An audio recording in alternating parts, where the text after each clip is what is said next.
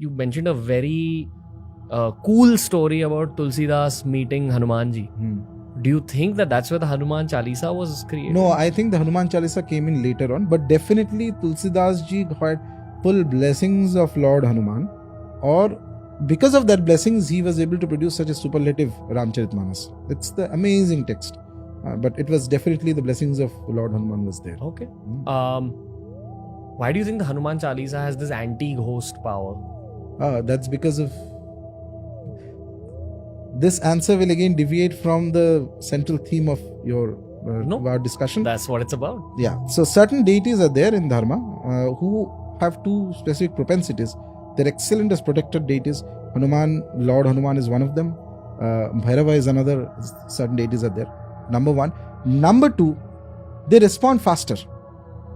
Certain deities are closer to the earth plane, then they respond faster. Hanumanji is one who is an immortal, who's never given up his body. So he's here in this plane. So he will respond to your pleas faster than others, specifically on certain areas. Now, if you ask Hanumanji, I want to become the richest man on earth, you may not get that, because his domain is strength, power, protection, all these things. Instant he will get that if your devotion is correct. Okay. Same for Lord Bhairava also. He also protects very fast. On the other hand, if you have to call Lord Shiva, the Shiva Swarupa, Mahadev, he is in his samadhi. It will take you 9-10 lifetimes of calling before he responds. He will be aware that you are calling, but he may not be bothered to answer so easily. Wow. That is precisely the power of Hanuman Chalisa. It's a wonderful thing. There's so many sadhanas practices that can be done just with the Hanuman Chalisa. Really? Let's talk. Endless things. Let's talk about this, because there is a lot of young Indians who are very into the Hanuman Chalisa, including myself, including Sanchit.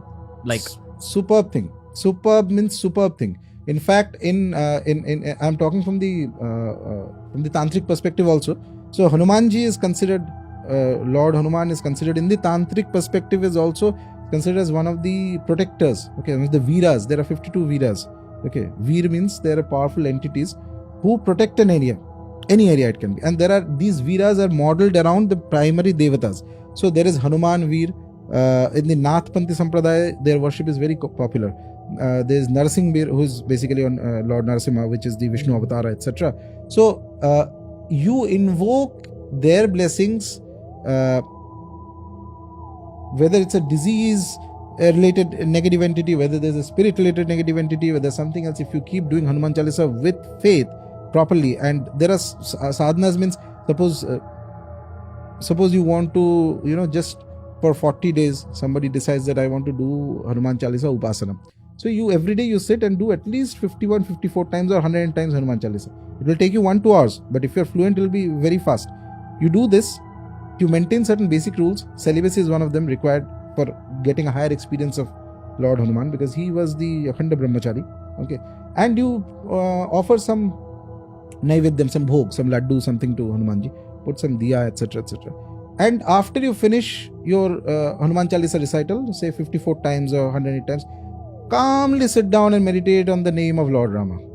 Do this for 40 days, you will have a transforming experience. What do you mean calmly meditate on Lord Rama? Do you just say Rama? Just Rama. That name, power of the name is superlative. Hanumanji remains in this plane because he promised that as long as there is a name of Rama here, he will be here. Okay. And he is one of the best protected deities. The reason why he is so popular and he responds so fast, in my opinion, as I said, I have seen people who are more devotees of Lord Hanuman than even of Lord Rama. Okay, though Hanuman is considered as a bhakta of Rama, precisely because he remains in the physical plane. He has chosen not to leave this plane and go, and that is why he is very fast. If he is pleased with your devotion, if he is pleased with your call, and you are in trouble, some of the blessings, and the beauty of it is that they are gods, so they don't have to physically come to you. From wherever he may be, he can still get you protection. Just one blessing from you and he will be protected. It's like an armor. Armor, absolutely. Okay. Protection from pretas and anything. Pishachas. So I had a very deep-seated fear of the dark when I was growing up. And that's a big reason I was drawn even more to the Hanuman Chalisa, especially Bhoot Pishach Nikat Nahi Aave Mahaveer Jab Naam Suna. When I would say that, I would, obviously I've learned the Hanuman Chalisa over the course of my life. but I began by reading it out of a book. Hmm. And when it was that line, I would touch the book to my head saying, be with me. Probably because I was always drawn to these topics throughout my life. And they also say that when you speak about these topics, you're actually inviting those energies near you. So what we're doing here, and maybe even the listeners listening, they are kind of creating a sort of frequency that makes them one step closer to negative entities.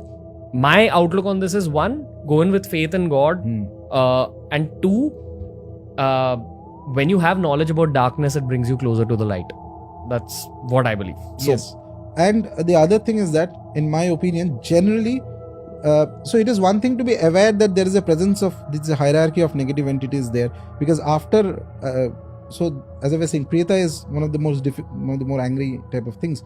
Beyond that, there are other pishachas and all that. Those are very dangerous, very, very dangerous.